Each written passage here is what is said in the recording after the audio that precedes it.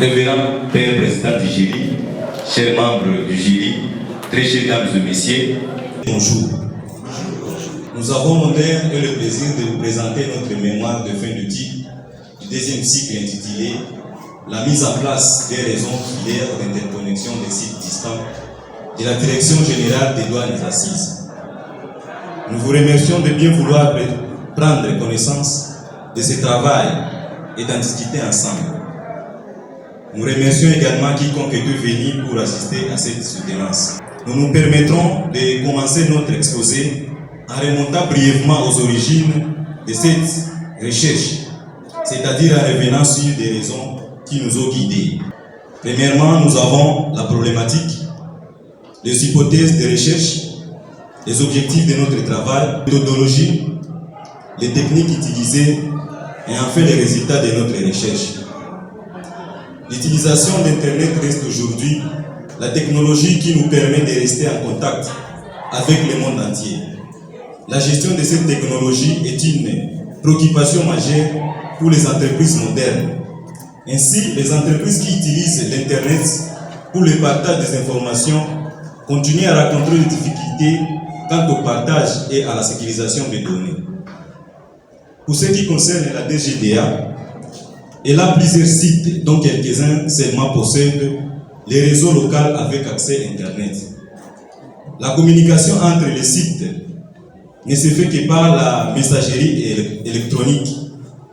Pour ce qui concerne les données sensibles, on utilise encore des méthodes traditionnelles de communication afin de partager les informations. Ces méthodes non fiables sont lentes, coûteuses et n'assurent pas la bonne sécurité, mais plutôt occasionnent la perte ou la détérioration de l'information. La DGDA est une entreprise qui n'est pas à l'abri des problèmes internes et externes, parmi lesquels nous avions identifié les problèmes d'échange d'informations, la communication entre les différents sites de l'entreprise, les réseaux informatiques est centralisé au niveau d'une seule province, et enfin le réseau n'est pas sécurisé.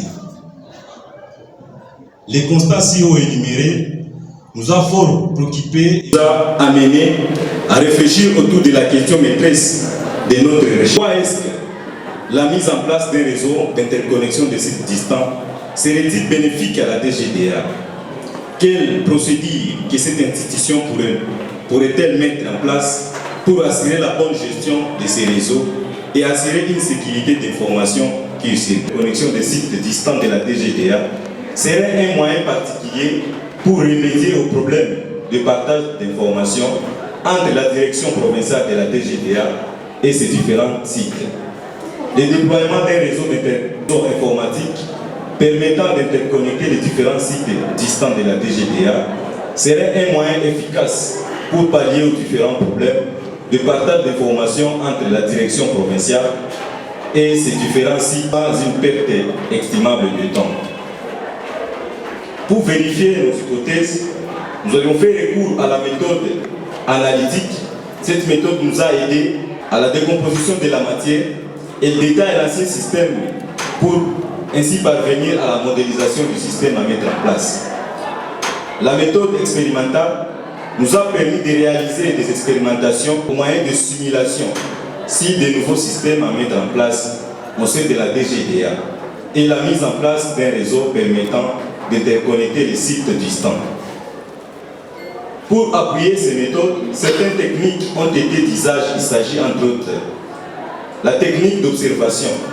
Cette technique nous a permis de voir tout ce qui se passe au sein de la DGDA pour ainsi comprendre les difficultés auxquelles les agents font face dans l'exécution de leurs tâches au quotidien. La technique de simulation nous a permis de faire des tests sur le simulateur des réseaux informatiques pour ainsi voir la faisabilité de la concrétisation de la mise en place du réseau de la DGDA.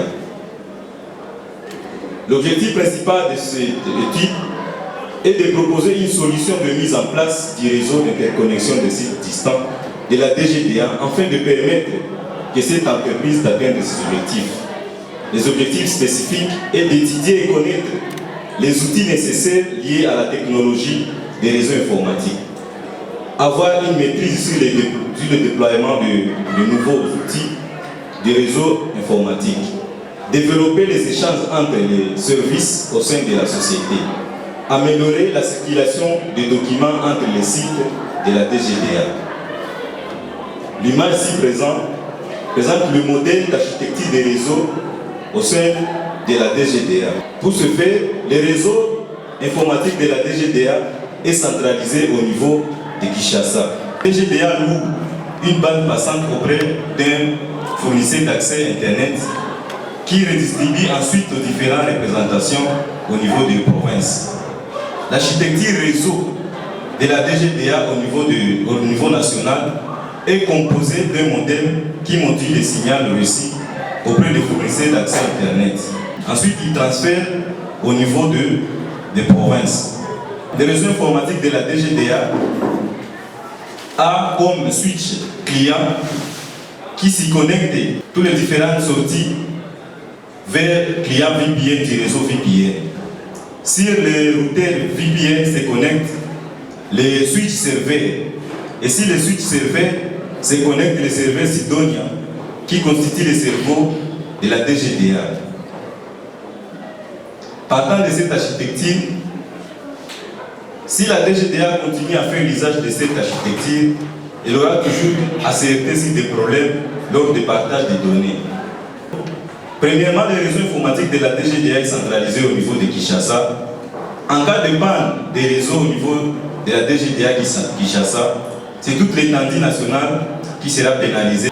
En cas de piratage des réseaux de la DGDA, c'est tout le réseau de niveau national qui devient vulnérable, et la DGDA Sud Kivu en particulier. En cas de panne sur le serveur central de la DGDA, c'est tous les services de la DGDA qui sont paralysés. L'architecture que nous allons mettre en place doit répondre aux critères suivants: simplifier l'utilisation des services implémentés, décentraliser les réseaux, sécurisation des axes, la performance du réseau, disponibilité de l'information, la fiabilité de l'information, la gestion de sauvegarde, la documentation du réseau. Révérend Père Président Dijiri, sous votre autorisation, je peux présenter l'architecture que nous avions proposée à la DGDA.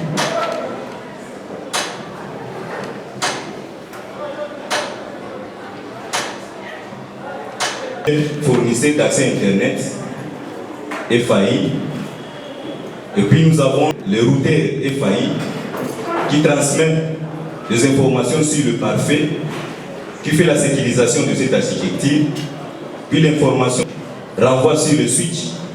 Si le switch du parfait se connecte, les DMZ, zones démilitarisées, toujours si le switch se connecte, les serveurs DACP et le serveur DNS, toujours si les serveurs, si le switch, nous avons le serveur d'application et le serveur de messagerie. Nous avions toujours les serveurs de fichiers. Et puis les messages sortant vers le routeur parfait est transmis sur le routeur principal. Du routeur principal, le message est transféré sur le switch des sites. À partir des sites, il reçoit des informations via des antennes VSAT.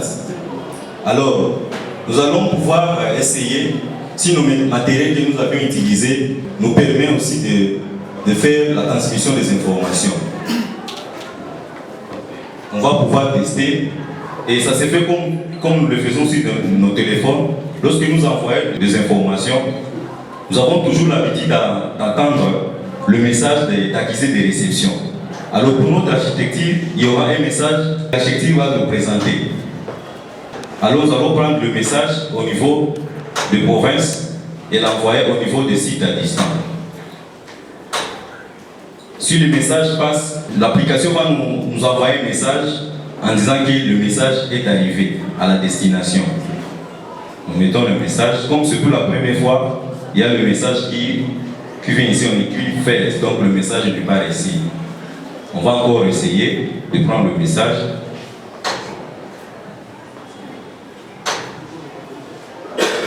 Successful, c'est-à-dire que Notre architecture permet l'interconnexion des sites à distance. Donc nous prenons le message à partir de Bukavu et le transmettre jusqu'au site Ruzizi Premier. Nous allons envoyer notre message de Bukavu jusqu'à Kanvivira à Swat. On écrit fait, donc le message n'est pas bien réussi, on recommence.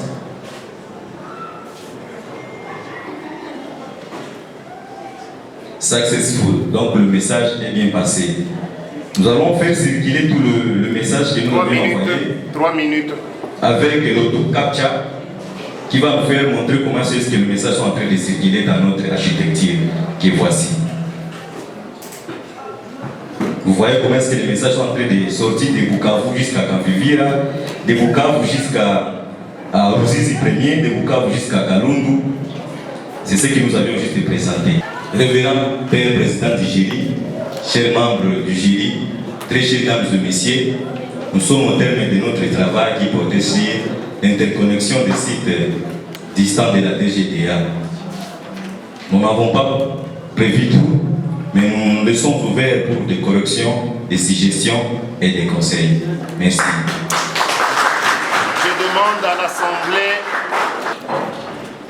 Je demande aux collègues directeurs du mémoire de pouvoir expliquer les circonstances de l'élaboration de ce travail. J'ai travaillé avec l'étudiant Tichouk Justin jusqu'à la fin de son travail. C'est vraiment un chercheur acharné.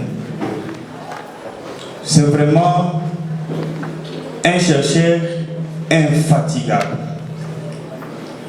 Il a fait plus de 20 tours à la DGDA pour avoir les données. Voilà pourquoi je tiens tout d'abord à les féliciter pour le travail abattu et pour avoir pensé à la mise en place d'un réseau filaire pour interconnecter les sites distants de la Direction générale des douanes et assises. Connaissant bien les caractéristiques de ces câbles à fibre optique qui fait passer les données sous forme d'impulsion lumineuse et sa capacité de résistance, je pense que c'est dans l'intérêt de cette énergie, de cette régie financière, de saisir cette opportunité et d'approcher ces chercheurs infatigables afin d'intégrer cette nouvelle technologie de la fibre optique. La fibre optique fait passer les informations en termes de gigas. Je dis bien en termes de gigas et non de mégas. C'est avec cette même technologie que la DGDA pourra intégrer l'Internet des objets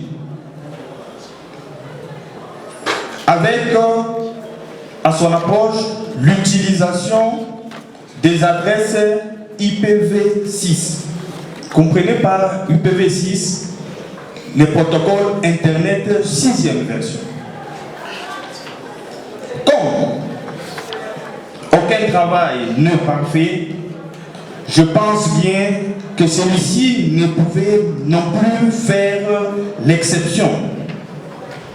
Voilà pourquoi le chercheur Tichouk Justin prendra bien soin d'intégrer toutes les remarques des collègues ou du membre du jury. Révérend Père, Président du jury, j'ai dit et je vous remercie. Envie d'interroger. Merci, Révérend Père, pour la parole qui m'est accordée. Je tiens d'abord à remercier M. Yamou Justin qui n'a managé aucun effort pour arriver à implémenter ce travail. D'emblée, j'ai essayé un peu de parcourir les documents qui est riche. D'une manière générale, je vais un tout petit peu interagir au même moment avec l'étudiant. On va discuter, ça va. On va un tout petit peu discuter. Et comme observation d'abord, concernant la problématique, il faut répondre à combien de questions, M. Justin? On se pose d'abord combien de questions pour arriver à mettre bien sa problématique. On peut se poser autant de questions, même une question peut suffire pour la problématique et avoir autant de hypothèses pour répondre à cette problématique.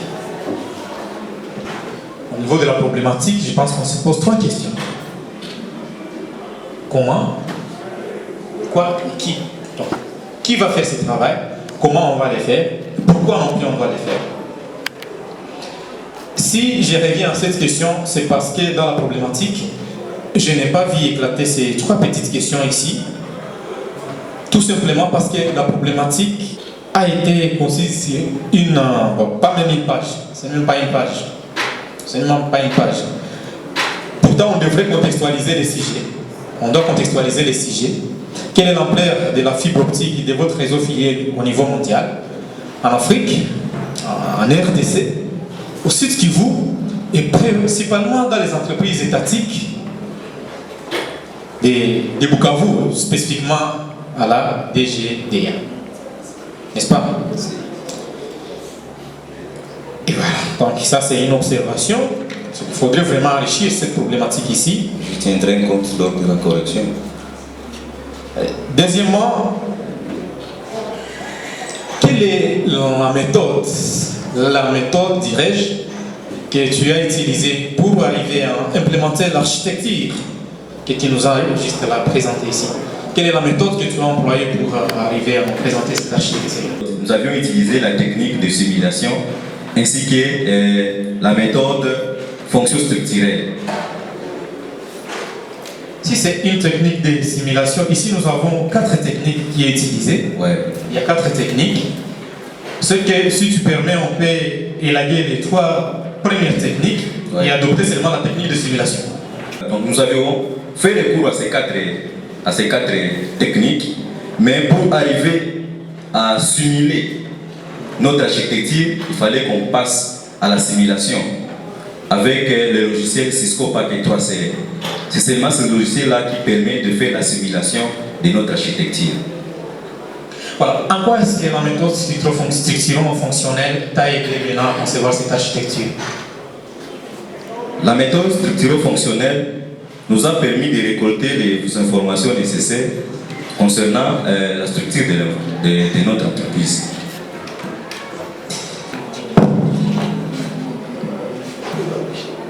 Je suis à la page 18, où tu as cité un notaire. Là, 2006, je ne l'ai pas trouvé. À la page 18. Tu as cité un certain CLA 2006. Là, c'est aussi CLA 2008, mais je n'ai pas trouvé cet auteur dans la bibliographie. Et donc, il sera bon d'éclairer sur ce collectif.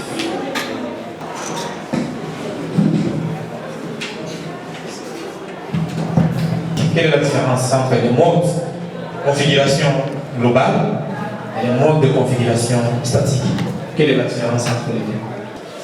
En utilisant le mode de configuration globale, là il s'agit de partir avec des syntaxes switch entre parenthèses config terminal. Nous sommes dans le mode de configuration globale.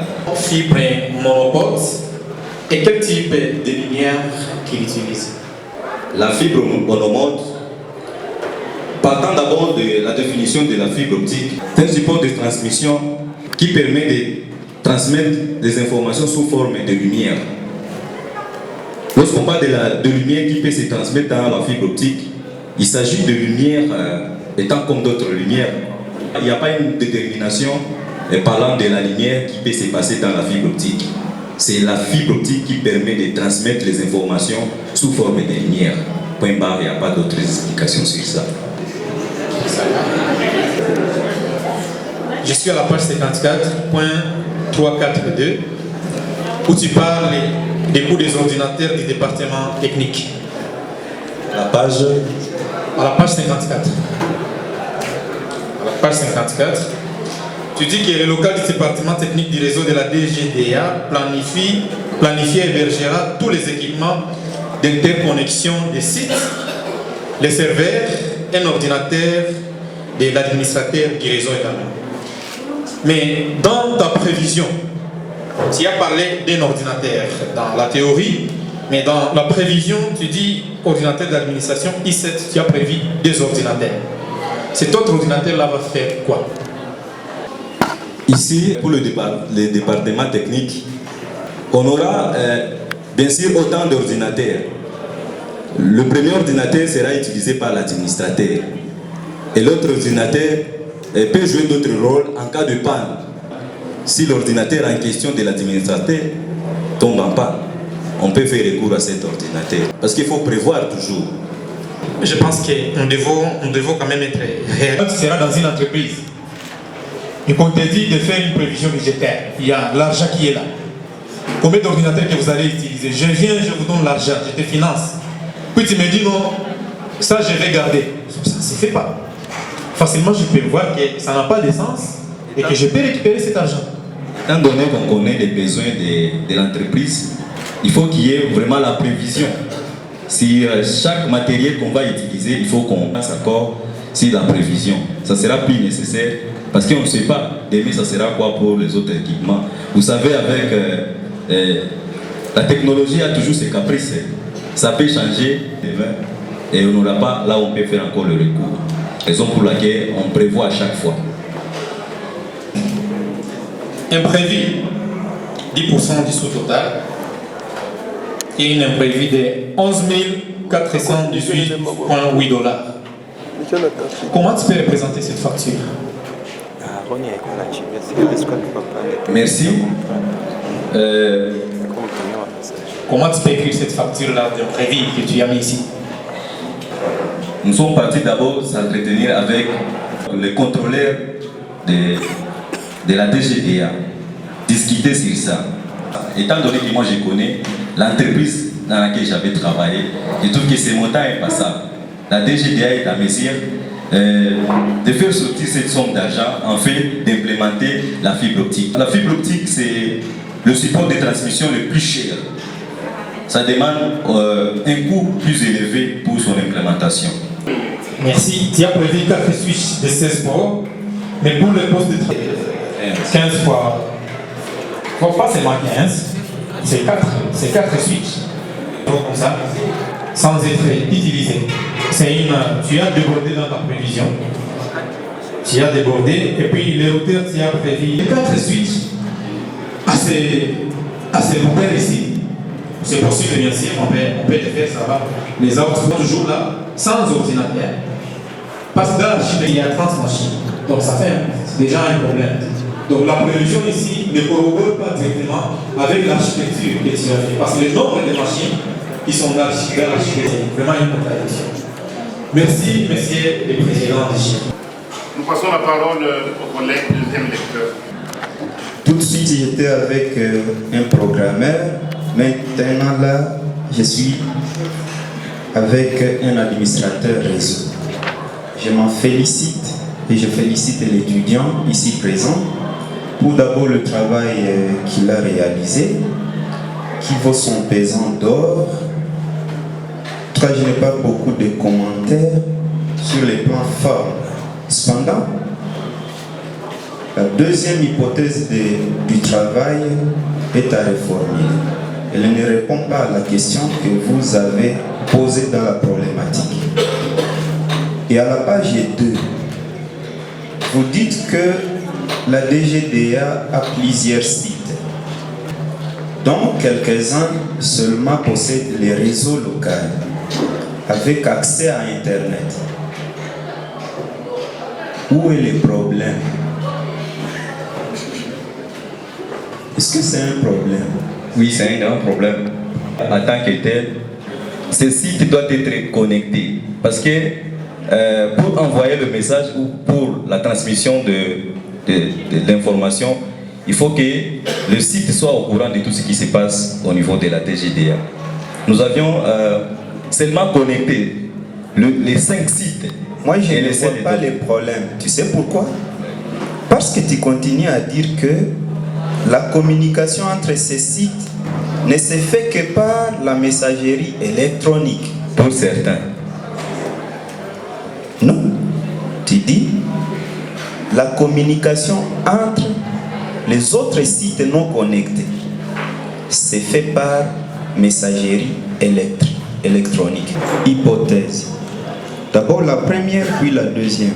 Vos deux hypothèses. Vous dites que vous allez mettre en place un réseau d'interconnexion. Ma première question, qu'est-ce que tu appelles mettre en place un réseau? Deuxième hypothèse, vous dites que vous allez déployer un réseau. Donc, les deux verbes d'action, mettre en place un réseau et déployer un réseau, pour vous, c'est différent.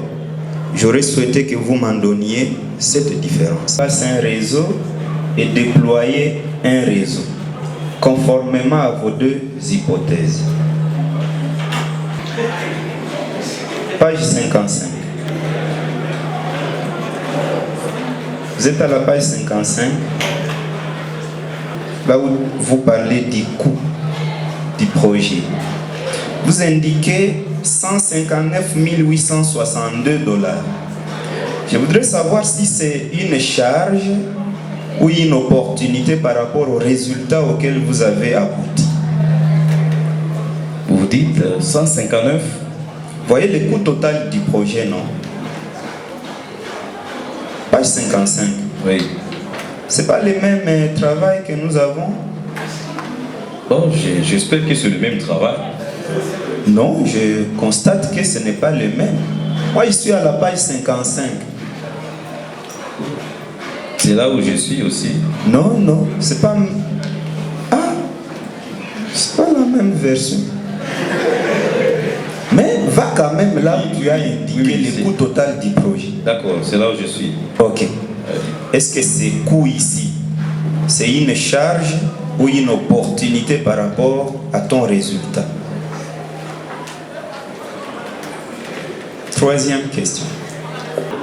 Si l'ISPF vous demandez de mettre en place un réseau, auriez-vous choisi la même architecture que celle que vous avez proposée à la DGDA? Cinquième question. C'est la cinquième ou la quatrième? Cinquième question. Merci.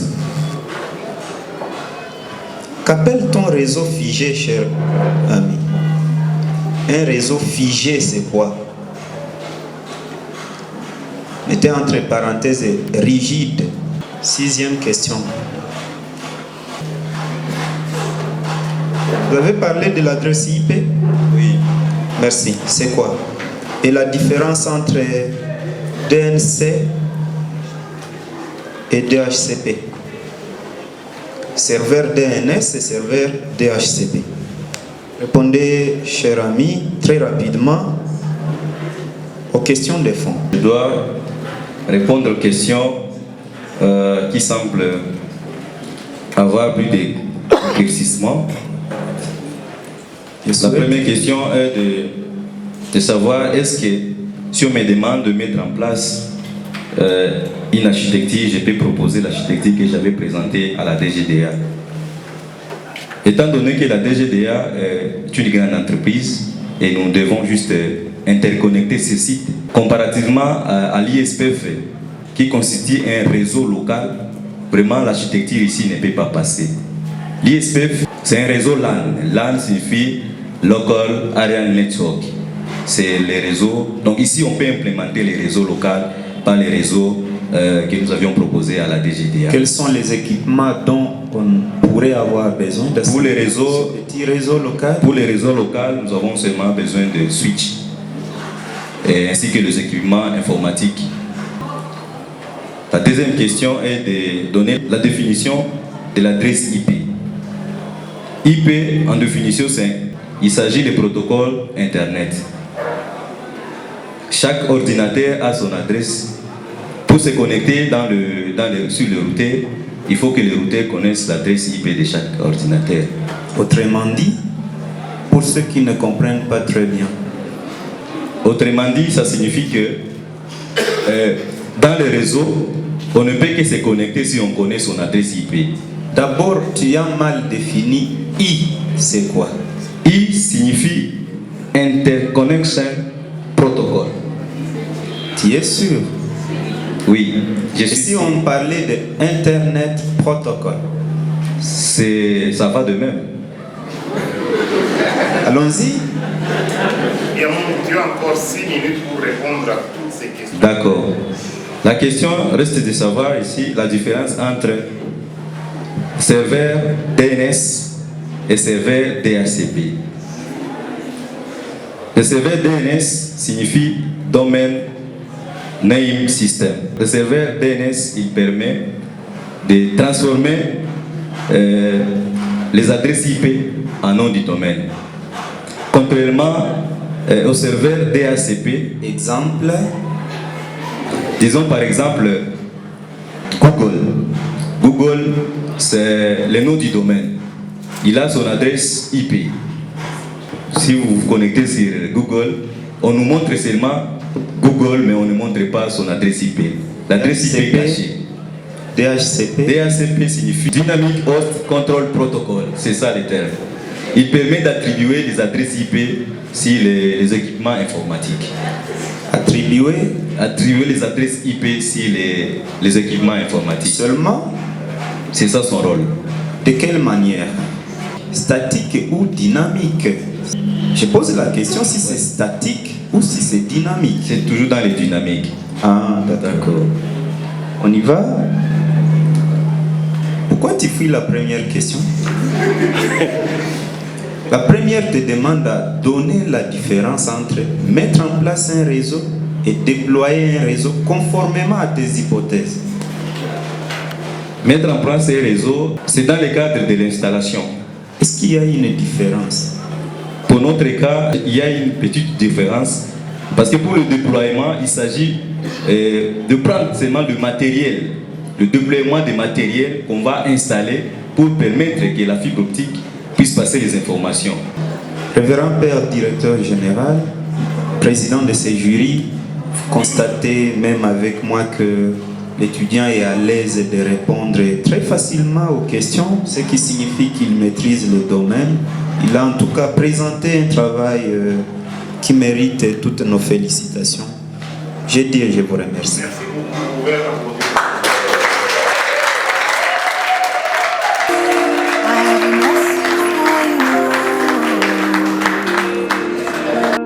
God has sent me to you.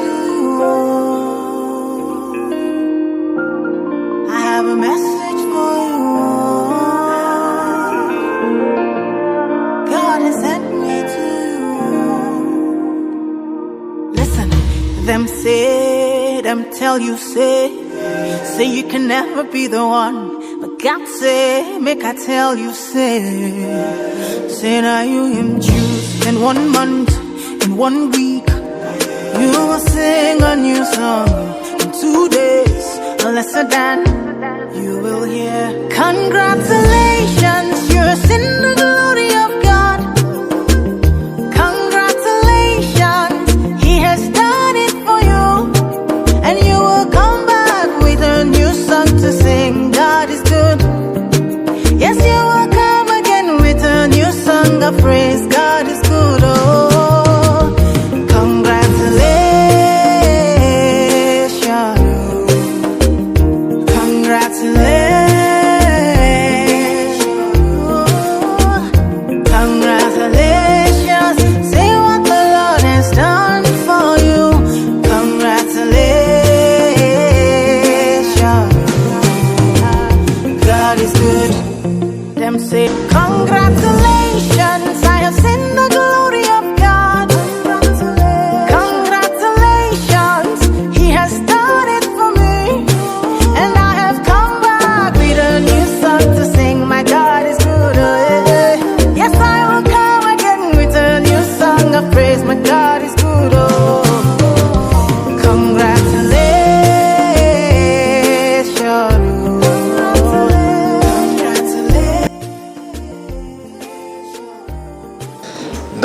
feliciter wa finaliste wote wameweza.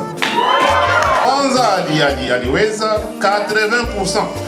Cela étant dit, le jury chargé d'organiser et d'évaluer les mémoires à la première session par la décision numéro ISPF DIR 03/2021-2022 du 26 mai 2022 du révérend Père Directeur Général de l'ISPF Bukavu a reçu les mémoires de 12 étudiants ayant soutenu à la première session 2021-2022. Après délibération à huis clos, le jury a pris les décisions suivantes. Article 1er. Tous les mémoires sont à corriger et à remettre dans les 48 heures qui suivent. Article 2. Les mémoires de Biamungu Tishugi Justin, Chinogerwa Bisimwa,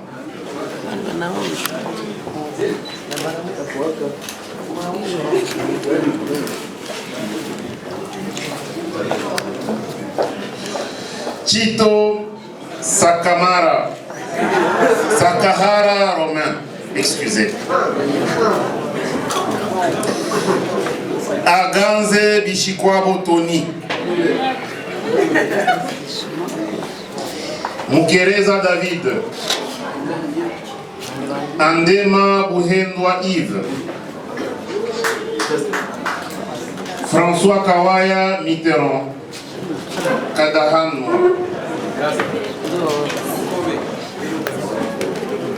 Mukoko Bernadette sont proclamés reçus et acceptés.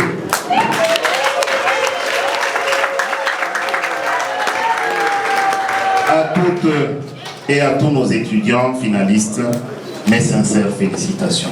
Congratulations, you're in the glory of God. Congratulations, He has done it for you. And you will come back with a new song to sing. God is good.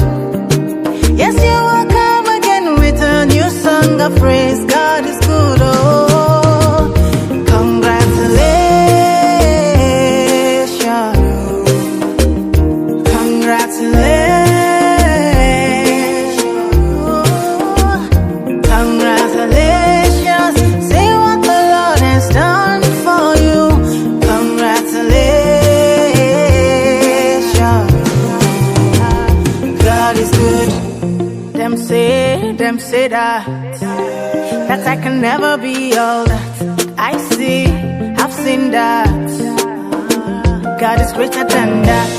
Who can battle with the Lord? No, nobody. Who can change His mind around me? Through many years, in many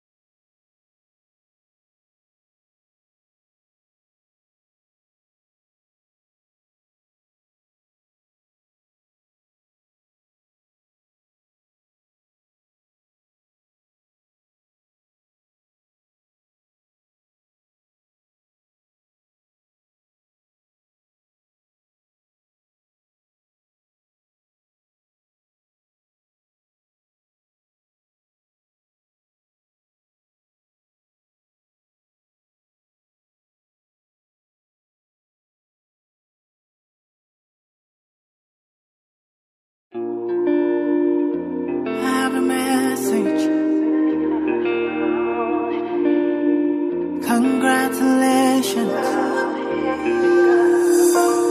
I have a message for you. God has sent me